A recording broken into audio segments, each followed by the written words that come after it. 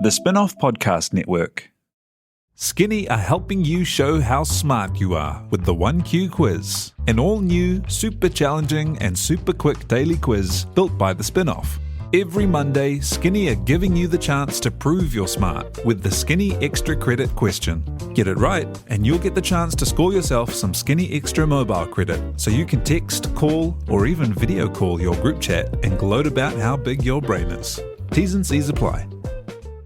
The Fold is brought to you by oMedia, making brands unmissable and public spaces better across Aotearoa.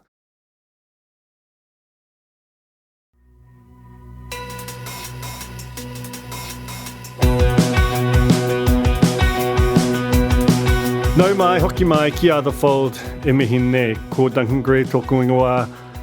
I'm about to do a monopod. You know, I do them periodically when there's a lot going on. The wild thing is that I'm actually re-recording. I did one of these, I'm recording this Friday morning, the 23rd of September. Yesterday morning I recorded this first segment, and it was about the merger, about the state of it, about the draft bill that's before Parliament, and it was basically saying there's a lot that could happen, but we don't know. Honestly, like 2 hours after I finished recording, the whole thing blew up, and there's been three massive developments. Well, two massive developments and one small petty thing, which I think is actually quite funny. So I'm going to just redo the whole thing. Then after that, I talk about the state of social media, the kind of the big changes that Facebook is doing in the face of the growth of TikTok in particular. And then finally, a little bit about the Queen and the kind of saturation media coverage of that, and some sense of like, I understand why the mainstream media went so big on it, but I also think there might have been something a little bit sort of self-destructive in the medium term about that. And I've tried to kind of segue all these things together because I do think there's a through line. Anyway, first up, I'm going to talk about the state of the merger. So where we're at right now is that the bill that merges TVNZ and RNZ is before Parliament. It's called the Aotearoa New Zealand Public Media Bill. That is meant to be a sort of a placeholder name for the new organisation, but I think it's actually going to end up being what it's called.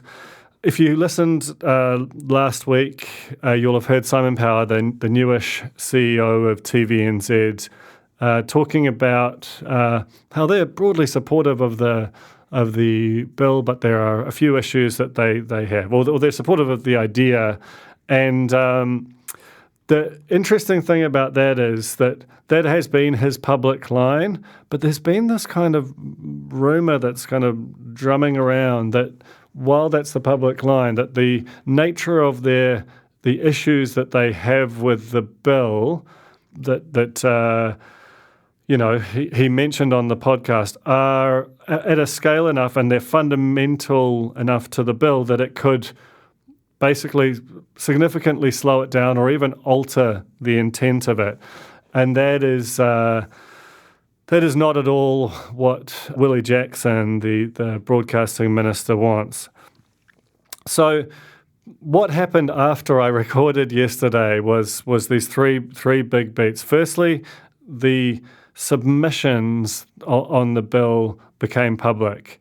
Sometime yesterday afternoon, the 800 submissions that they have received, including one from the Spin-Off, all went live on the Parliament website. And if you look at, all of the big media companies submitted on it, as you would expect with something that is this profound and consequential to this industry. And it is really, really shocking the extent to which they say essentially the same thing. The first being, we support the idea of a merger.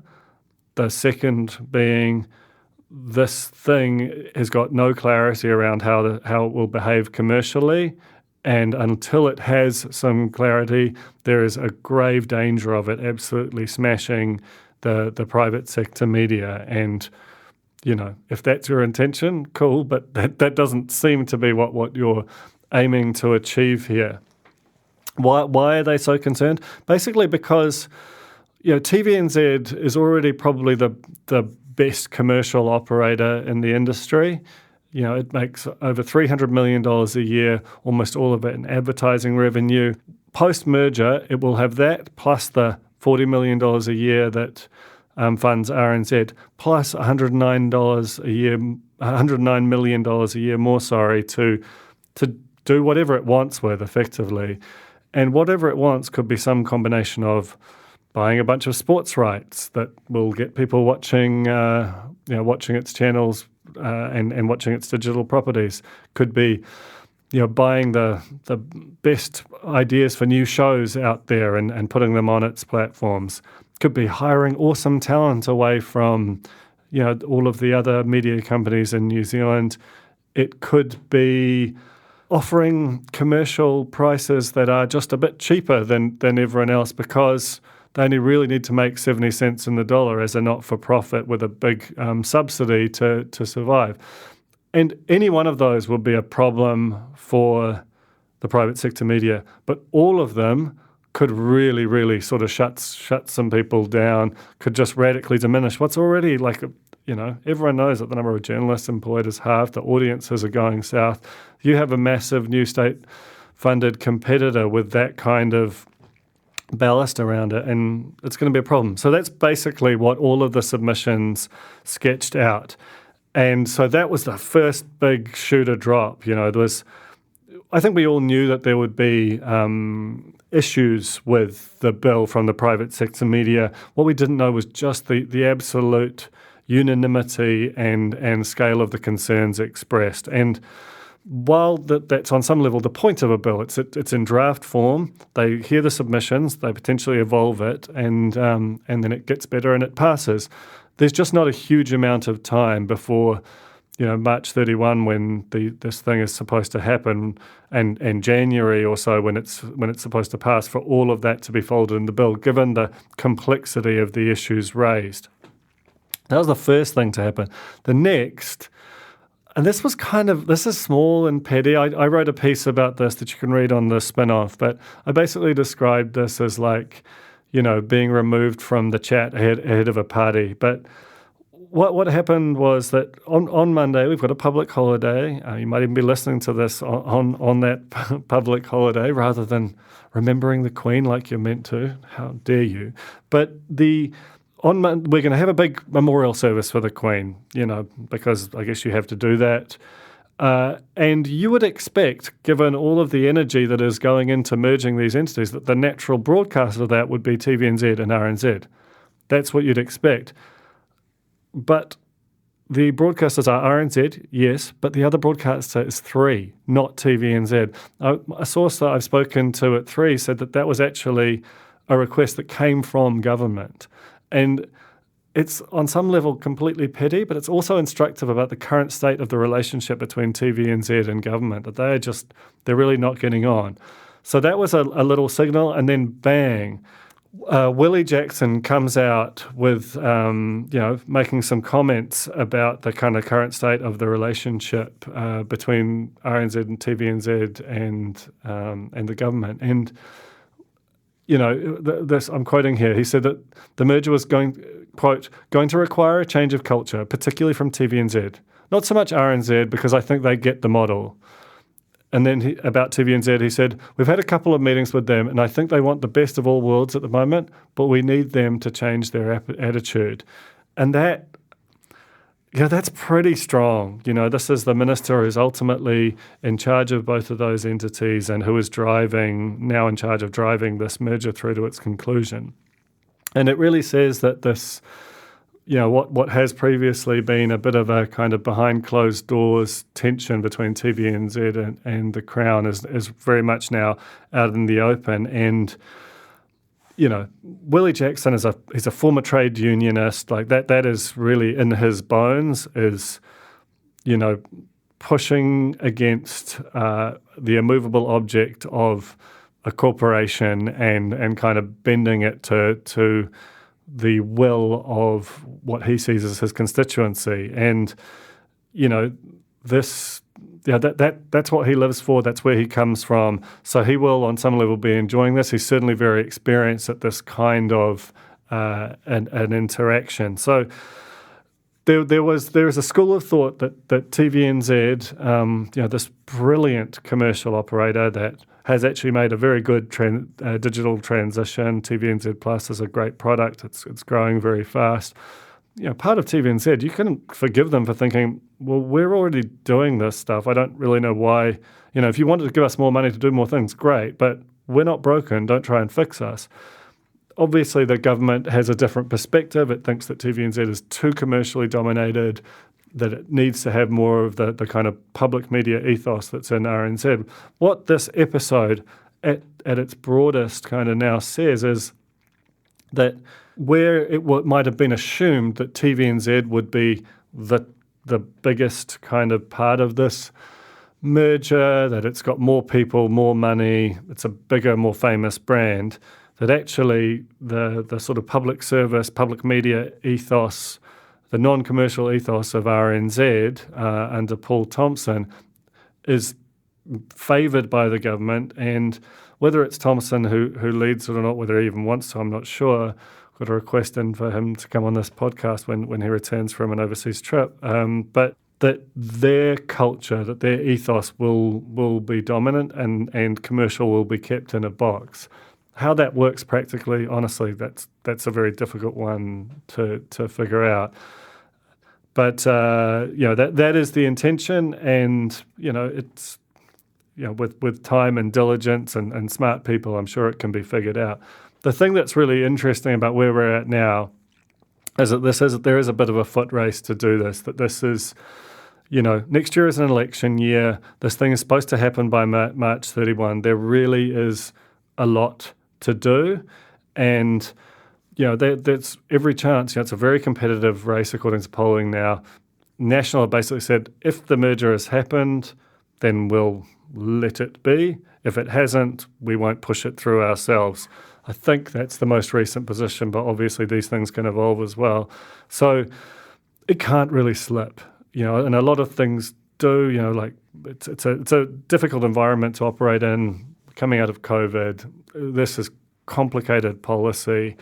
But yeah, that merger, which has been up until now just kind of moving along quite quietly, publicly expressed enthusiasm from most parties, privately expressed angst is now, it's out there.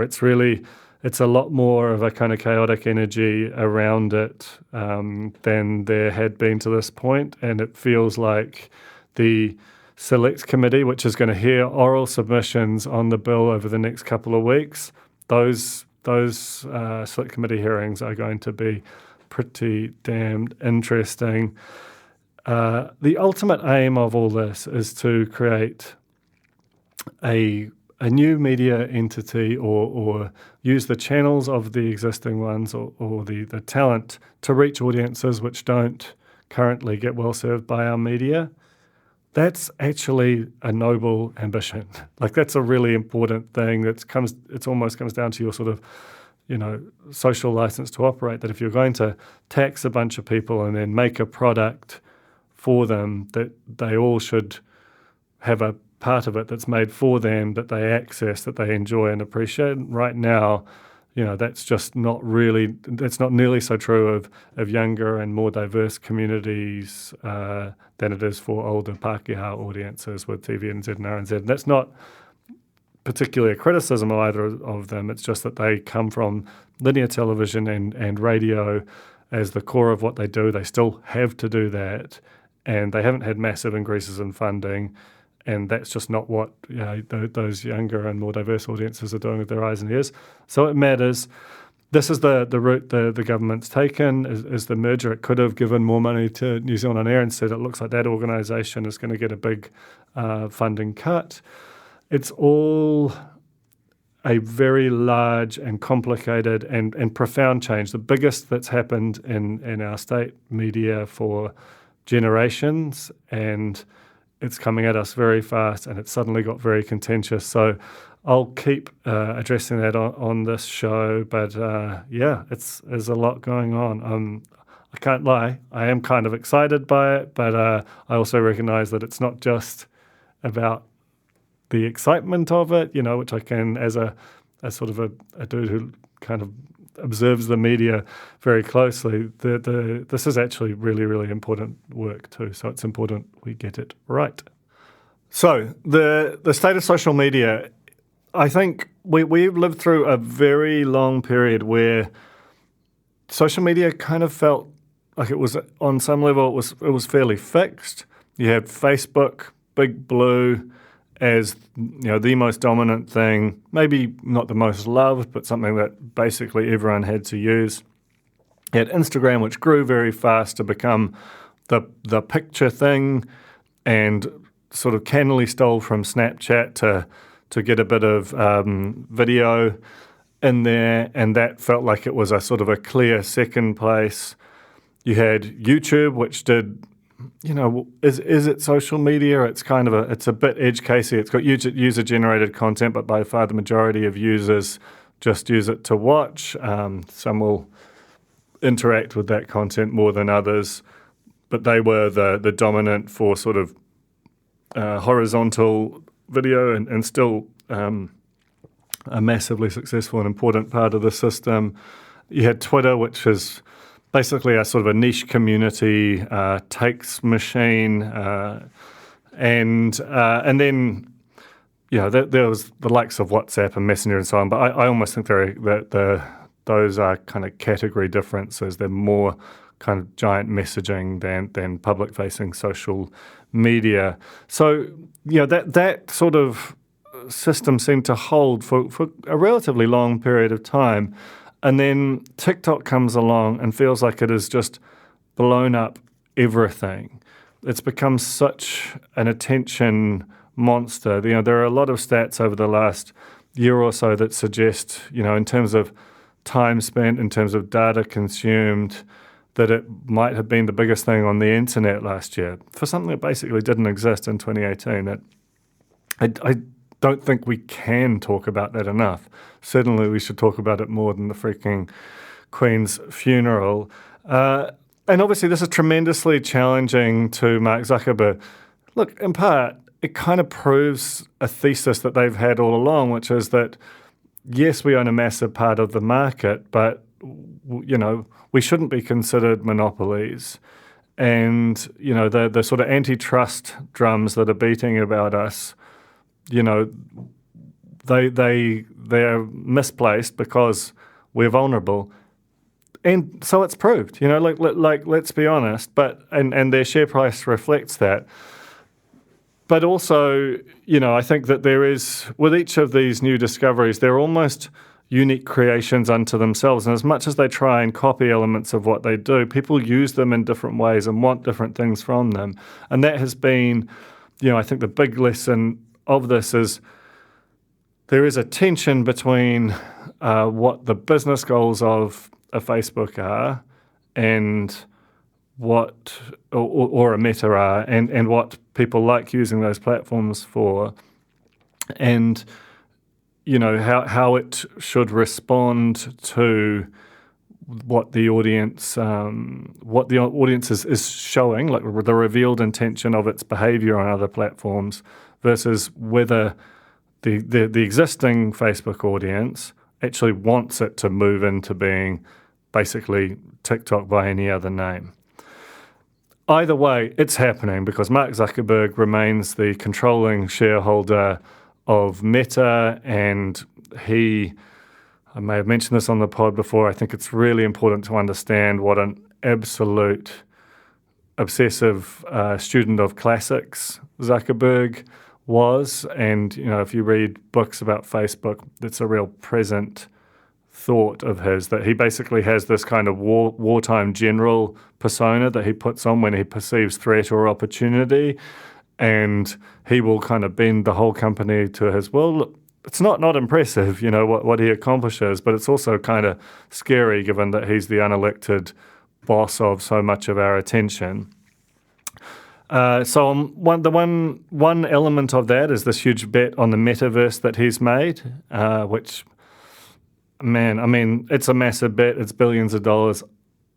I still don't necessarily believe it, but, much smarter people than me do, so we'll see how that plays out. The other side of it is, in terms of his existing infrastructure, it is taking what is happening and really trying to learn from what TikTok has done, which is, Facebook was and Instagram were really organized around what they call the social graph. So you followed people that were in your address book, basically, and maybe a few other sort of brands, and that became a very efficient marketing machine. TikTok's big insight was, we'll just show you entertaining content based on your revealed preferences just by serving you lots and lots of short form things and learning very fast what that tells us about you. And Facebook said, look, they're right. That is a better way of going about things. And so both in terms of the short form vertical video and content from anywhere that our big data processing shows us what you like, we're going to move first Instagram and then Facebook towards that. That is not a small thing. Like, that's massive. And you saw that with Instagram, where they basically just started doing it. They started doing it in a way that users didn't really like. There was that whole Kardashian make Instagram again thing. They ended up walking back a bit from it while also saying, we're going to do this. We just recognize that our algorithm isn't that good yet. There's also lots of weird anti-competitive stuff. I went to this event not so long ago that was run by Instagram, and they wouldn't even say the words TikTok. They would just constantly talk about some other competitors have a watermark. If you upload your content with a watermark, the algorithm will downrank it.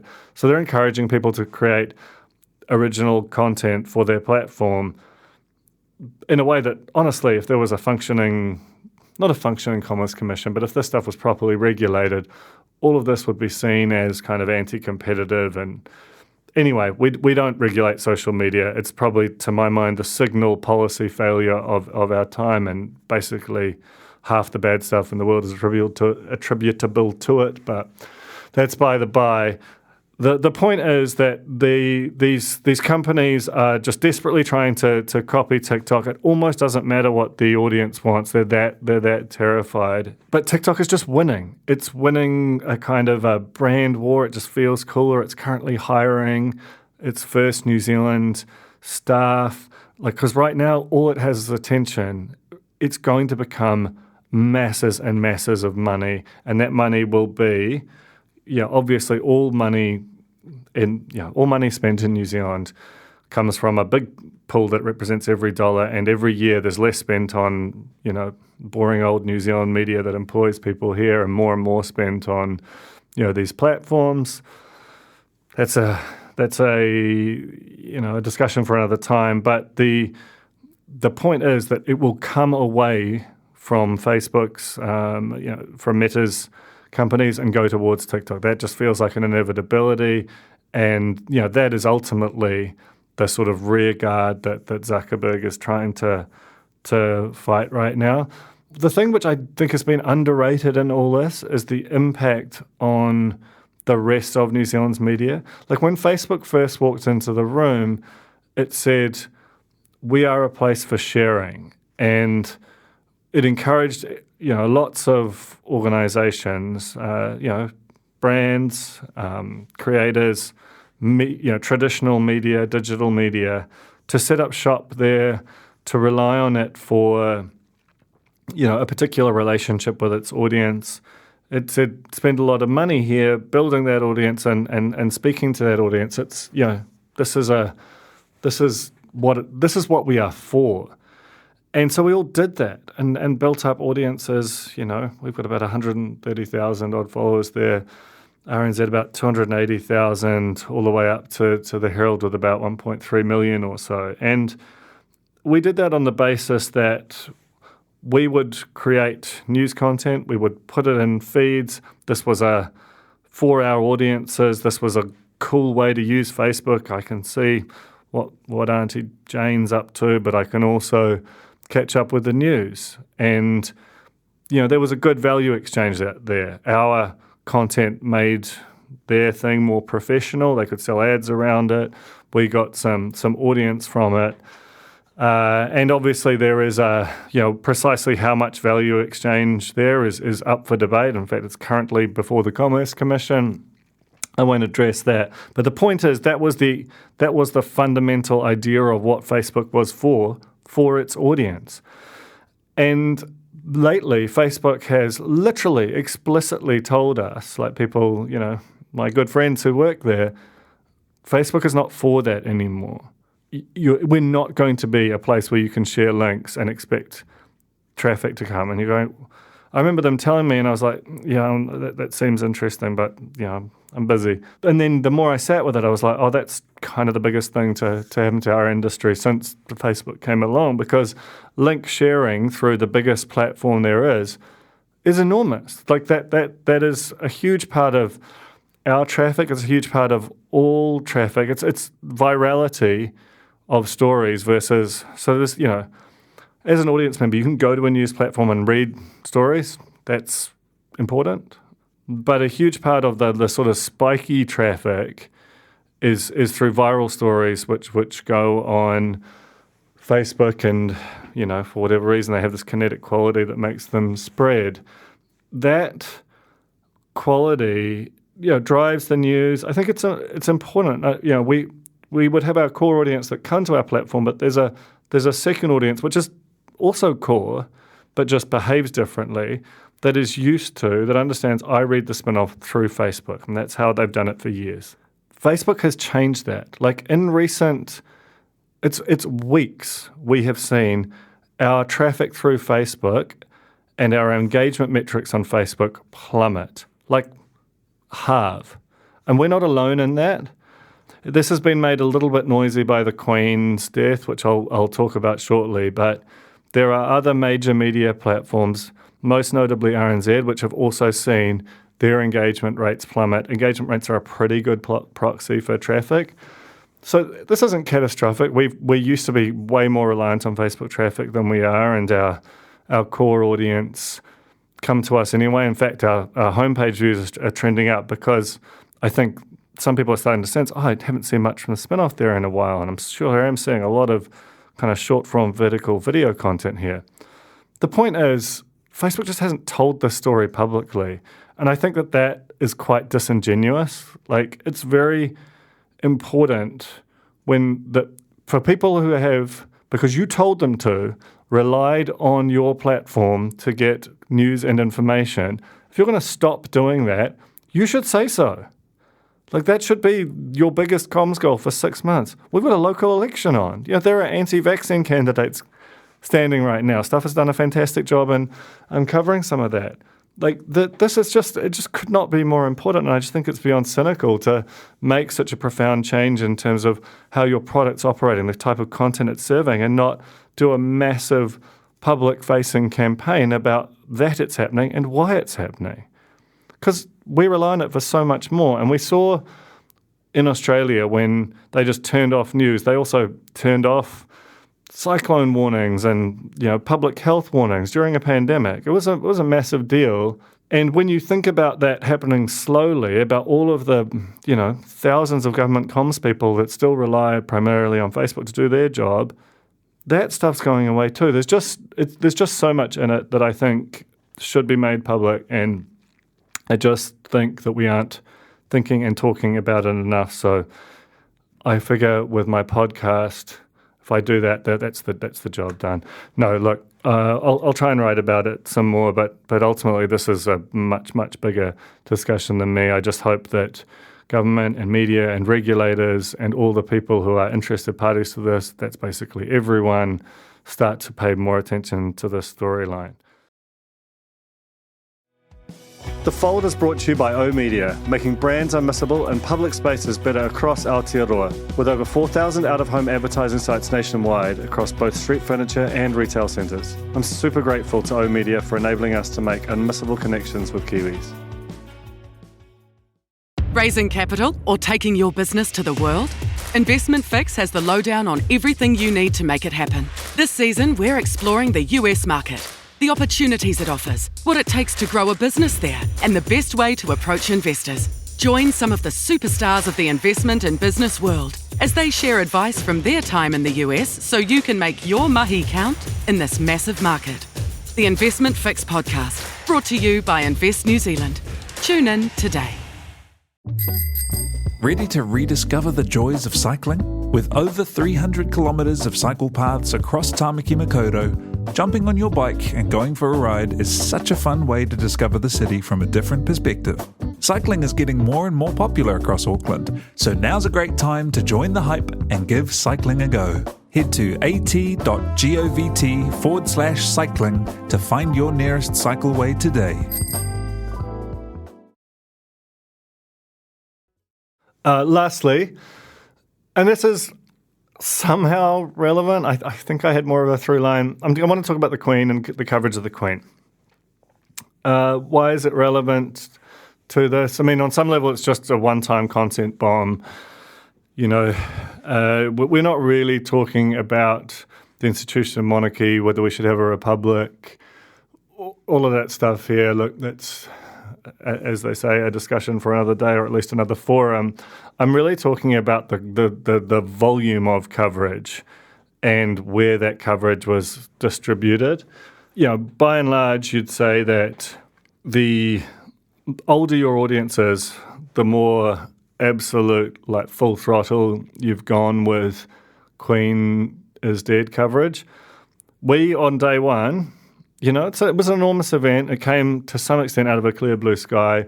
We responded, you know, I again, super biased, but I was really proud of our editorial team, the way they stepped up, the way they wrote, the way they commissioned, and the way that we've continued to kind of analyse it from, you know, Tara and Alex live blogging the funeral with a sense of humour, but also of occasion, to Ana Rafti-Connell writing about the sort of meme side of the Queen, to Morgan Godfrey kind of writing about her as an ariki, and you know, and all of and everything in between. But I guess the point is that stuff didn't really rate for us. You know, like I was on some level proud of our audience for not being overly fussed by the situation. They sort of, it was a news story. People like to read about it.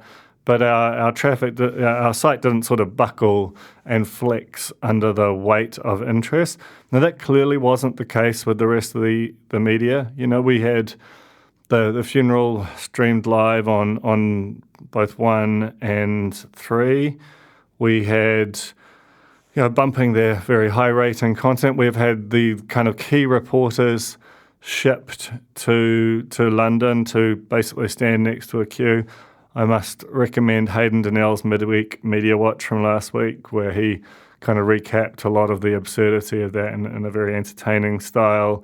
We had, I think the apex of it was Morning Report, which is probably the New Zealand media product I consume the most. I love it. It frustrates me. But it really, like, I couldn't kind of really believe it. But on Tuesday, the day after the Queen's funeral, there were 15 separate items outside of their scheduled, you know, rural news, business updates, so on. And only one of them was not about the Queen, and that one was about Jacinda Ardern flying to New York. So there's definitely some Queen content in that. And I just think, this was the day after the Affindell report was released. We can talk about the cynicism of that timing, sure, agree. But, you know, as news editors, we should basically be able to kind of treat something with the importance that it deserves, but also not completely lose our heads over it. And the sheer volume of coverage is basically indicative that it is rating. You know, we understand our relationship with our audience. So the reason that the news sites, newspapers, etc., kind of stayed with us is because audiences were sort of lapping it up. And I just think that's a bit of a dangerous thing to do at this moment, and I'll sort of tell you why. And I think it's because, you know, I've been writing a little bit for Lucy Blackiston's Shit You Should Care About newsletter about the monoculture, about that period when we all had to watch a relatively narrow number of channels, stations, magazines, newspapers. So we kind of had this common cultural language. We knew who the same celebrities were, etc. And the royal family is the ultimate version of that. You just knew so much about them just by existing. You couldn't avoid it. And that's for people, my age. I'm 42. My age on up, that's particularly so. And that's why, and I think the older you are, the more monocultural your life has been, the more the royal family is just this constant. The Queen, just the biggest celebrity in the world in some respects. And so I understand, like, that's why the coverage. But it also feels like for people, say, younger than, say, 35, 30, this is just bizarre. And I also think it's alienating. So if you are creating these products with an eye on not just your kind of core audience, but also on your future audience and how you sort of are perceived, having saturation coverage of the Queen's death, while it's great for the base, you've got to win over these sort of marginal newcomers. And I think it makes us look as an industry completely out of touch with proportionality and what else is going on in the world. Like, Putin's walking around there with a nuclear missile launcher, and we just are interviewing people about their corgis. And I just think, I'm not saying it wasn't a big deal. I'm not saying it shouldn't have dominated the sort of the coverage on Monday and Tuesday. I do think, though, that it was way overboard, and I worry a little bit as we're about to merge TVNZ and RNZ, the fact that both of them were just wall to wall, it means that the job is harder. The job of attracting new audiences and making the case to them that you understand them and their interests. And look, this has never been harder than before, because before you didn't have any choice. So you could just pander to this. You'd have done this 20 years ago, consequence-free. We probably all get into it. But now they can tune out. And when they tune out, they're tuning into TikTok. That's really good. It's just really, really good. And if you don't like the Queen, the algorithm will not show you the Queen. And that's the sort of, and then how do you claw them back? I mean, you can say, oh, well, it doesn't matter. It's just they're just choosing their own culture. But I think it matters. I think the fact that TikTok will show you content from anywhere in the world and doesn't necessarily and naturally serve you content from this country, it can lead to a bit of a disengagement with it. Next year, we've got a general election. It'd be quite nice if some young people voted in it. They've got a much greater degree of future time investment that they have to spend in this place. We as media sometimes have to act against our immediate financial, editorial, metrics-based interests to keep the people that we want, the audiences that we want, engaged. And I just think that we basically just gave in to that we got that one last hit of monocultural power, and it's a bit at what cost? Because what I'll be watching, everyone had a bump last week in terms of their CrowdTangle numbers. These are the sort of Facebook engagement stats. Started looking like it was May 22 all over again. But I think that when that fades, absent some other big news bomb, when we get back to just boring old normal service, I just worry that not only will the stats continue to trend down, but those younger audiences that we sort of alienated by being just Queen Mania 24/7, that they will not come back. And that's a problem for all of us. So, yeah, it's a bit of a dangerous game. Anyway, still love the media, still love all the New Zealand media. Just think we just did something a bit bizarre. But that's okay. We'll get through it. Thank you for listening. Really appreciate you all indulging me, the occasional monopod. Really appreciate Te Ahe Butler editing this thing, and Jane letting me do it, and all my colleagues at the spin-off for just making my job fun. One thing, if you're still around, I love you. Can you please give me a little rating on Apple Podcast or Spotify? Had a few bad ratings. It's got me down to a 4.6. Feel like some people are looking at me when when making that decision, going, maybe this is a rank podcast. Maybe it is. Maybe that's a fair reflection, but I just would love to bump it up. So could you go and give me 5 stars? Jesus Christ, what's wrong with me? All right, that's me. That was The Fold. Ka kite anō. The Fold was brought to you by the Spin-Off Podcast Network. It was hosted by Duncan Grieve, produced by T.I. He Butler, with production management by Rachel LaRue and series production by Jane Yee.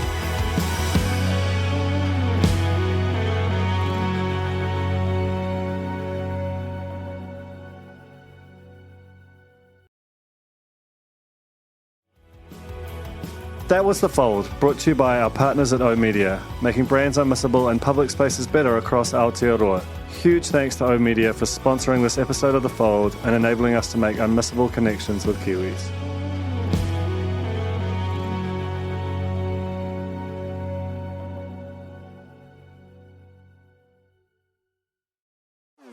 Talofa lover, I'm Madeline Chapman, editor at The Spin-Off. If you have the means, consider supporting our high-quality journalism by becoming a Spin-Off member. Sign up now at thespinoff.co.nz/donate. The Spin-Off Podcast Network.